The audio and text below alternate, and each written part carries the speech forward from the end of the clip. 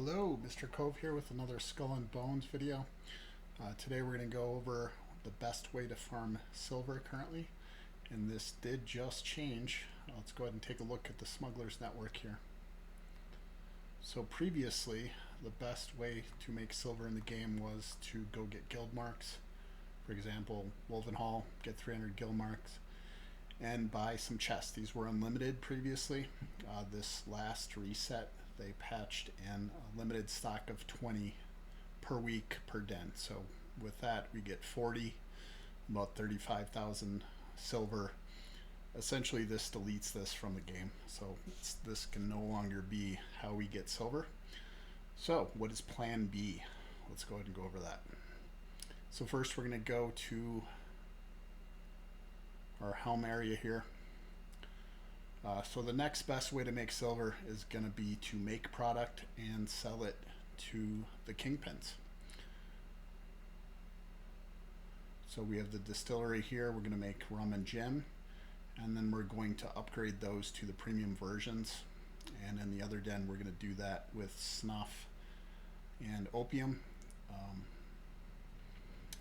We are not counting jade in this. That is worth about 1/20th of what the other products are worth, based on the amount you get. I would just suggest saving that stuff and hoping it has a better use. So when we're talking about these products, we're talking about the other four.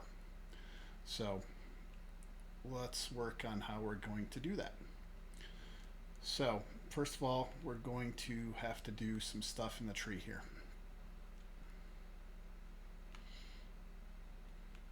All right, we have our 6 factions, 3 on each side. In order to enable us to make the premium products, 5 of these 6 have this little node sticking out here that's going to enable us to make the premium products. Now, one of these is jade. If you're doing your manufactories right here, you can still pick this. It can still help your pieces of 8 production for your manufactories, but what we're doing for silver, that is not required. The other 4 we do want to get here. You see them all. So we want to unlock those. This faction doesn't have one. We want to unlock the other 4. Now the next thing we want to do, we want to look at this both on each side here, laboratory and distillery. Now if you get into this and the product isn't making it quick enough for you to get your silver out, or you always have stuff in production, it's just not quick enough, then go ahead and spec into this. This isn't necessary. This is just going to be if you happen to be needing these to be made quicker. But these 2 nodes right here, these are cheap. I would suggest it, but it's not required. The next one here you definitely want to do, and that is the ability to make 30% more product. And so you do want to pick that one. And then over here, this is for the distillery. This is the same thing. So this is going to double dip when we make our products. We're going to take, for example, sugar cane, and we're going to make the base like gin out of it, or rum, and then we're going to make the gold version of that. And each time we do that, we're going to be getting that 30% bump. So for example, you have 100 product, on average you're going to get 130 out of it by speccing into these 2 nodes. And then when you make the gold version, it takes 2 of that product, so you'd have 130, so you'd make 65. You can get another 30% bonus on top of that, which would give you 80 something. With these nodes selected, on average, your base product of like sugar cane or poppy or whatever are going to average about 200 silver per when you end up selling them to the kingpins. All right, so how do we get that product?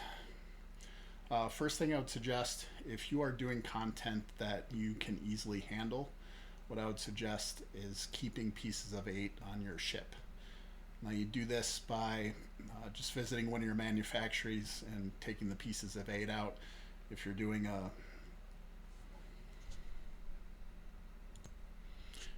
a manufacturer activity where you're already at one of your manufacturers, you can just take the pieces of 8 off of it. If you're doing a plunder and it happens to be your manufacturer, you can take the piece of 8 off of it. I wouldn't go out of your way to do this, but what that does is put it on the ship until you visit a den, and it's going to make pirates spawn that continually attack you. Now each of these pirates, they're like level 12 ships, they're easy to take down. and they usually have around 20 product on each of these ships. So between the two of them that spawn together, you get about an extra 8,000 silver every time these spawn. And as you're sailing around, they'll continue to spawn. Now, if you're doing content that's a little sketchy, you're not quite able to do it solo very well, or you're struggling, then probably don't do this, because you don't need the extra ships attacking you. But if you're doing something that's fairly easy for you, this is just kind of a bonus. So that's the first thing. That's not going to add much, just throwing that out there. Here is how we're going to get most of our products here. So we're going to go to the supply network. These aren't worth much. If you do the math here, you're getting about 60 per. These give 150. So this would give about 30,000 silver. This would give about 12,000. So that's not great. Before, Wolvenhall was giving us about 500,000. So this is not what we're going to be doing. We're going to be doing the fort plunders. You see these numbers are a little better here. 410, 810, 810. And this is Jade. You can throw this on top of another quest. But again, it's not something that we're going to target. It's just fine to do. Now, the best thing about these plunders is that you can get, and we can just see right here, these are both for Premi. So you can take both of these and you're going to get both of these rewards, right? And this can be more than 2 quests at once. Let me go ahead and show you here. I think I have 3 for Oostin at the moment.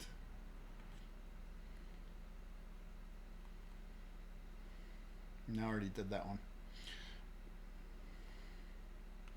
Okay, so I have 2 for like Grand Fort here and stuff. So you're going to have different levels of these. You see the lower level forts are going to have 400. This gives 600. Some of the other ones are going to give 800, and then Oostin's going to give 1,000. And you can have multiple of these quests. You can hold up to 6 at once. So to be most efficient with that, what I would suggest is waiting until you have at least 2 quests before you go do a plunder. Now, if you're just playing a bunch and you can do all these anyways, then go for it. If you want to be more efficient, then you can save quests and even wait till you have like 3 of them for 1 fort. There isn't a bunch of different forts that these plunder quests show up for, so it does happen pretty often. You see right here, there's just 2 for Premi just on here. You don't have to do anything or save them for days for this to happen. Okay, and you can hold up to 6, so we're maxed out here. All right, the next thing, we do want to do something else in our tree here to make this better.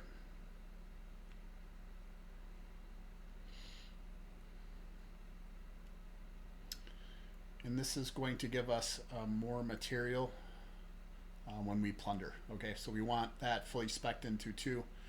I've already done this. We're already seeing the amount we're going to get. And then when we do our plunders, everyone kind of gets these quests. So if you're struggling, ask for help. But you'll oftentimes have people show up to a fort plunder that you're already doing, even if you didn't request help, because they're doing the same quest. So this is currently the best way to make silver. For example, if you do Oostin with 3 of these quests, they're each giving 1,000. It's going to give you 3,000 product. That's going to give you 600,000 silver, which was even better than Wolvenhall, a couple days ago. So that's kind of the best case scenario. You're not always going to get that much. This is why this was Plan B and not Plan A before. But this is still very profitable. So that is pretty much it. It's pretty simple. You do have to do all the things in the tree to make this most efficient, and there are a few steps. You're going to have to make the original product. You're going to have to bring it to the premium product, and then you're going to have to go to the kingpins to sell them. And you want to sell each of these at the respective kingpins. So, for example, the alcohols here that you make in the distillery, you sell the Skurlock, and for the Admiral, you're going to sell the snuff and opium. So if you sell the wrong product to the wrong kingpin, you're only going to get half as much, and that's going to be 125. So don't do that. But it'll be obvious when you're there that you're getting the max amount because it's 250. All right. So my 2 cents on this change. I think this is a great change. I think a lot of games suffer from having activities that are just too good. For example, in this game, we had Wolven Hall a couple weeks ago, and we had those repeating quests available too that were kind of popping up every half an hour or an hour. Those were adding 3,000 pieces of 8 on top of the 1,500 that you already got from doing the event itself, and then also they would drop from like the capital ship that you attack in the beginning. So that was giving you over 5,000 pieces of 8, with being able to use your guild marks to buy silver. That was giving over 500,000 silver, and then it was already the best, obviously, at getting like deep iron. That was his kind of purpose, and it's also the best at getting ascension modules and other parts. You get a bunch of weapons off it, so you can break those down for even more ascension modules and stuff. So a couple weeks ago, it kind of felt bad to not be doing Wolven Hall whenever you were playing. It felt like if you were doing anything else, you weren't being really efficient with your time, because Wolven Hall was just kind of the best at almost everything in the game. I think the game is much healthier having different activities be better at different things. So, and this kind of makes an aesthetic sense where you're getting product, you're making products out of those base products, you're speccing into tree to make it better, and then you're taking those and selling them, right? So that makes sense that that's the best way to make silver, as far as an activity goes. So I like this being the best option, much more than just Wolven Hall being the answer to all questions of, what's the best at this, and the answer was Wolven Hall for almost everything.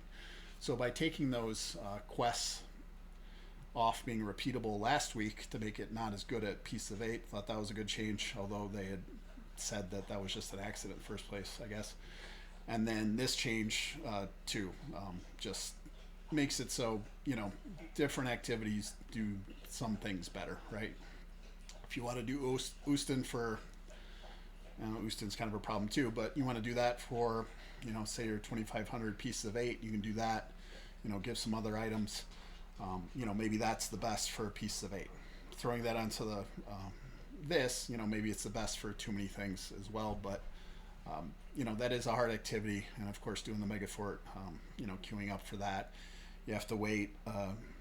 Can take 20-30 minutes to do. So it should be valuable. It should be something that you're getting a lot out of your time, but it just shouldn't be the best at everything, because it kind of makes all the other activities feel bad when you're doing them, because you just feel like you're not being efficient with your time. So to me, this is a great change, and I hope they kind of keep going in this direction where there's just different activities that are better at different things. That just makes the game healthier, and I think that's great. All right, well, that's all I got for you. Thanks for watching, and you guys have a good one.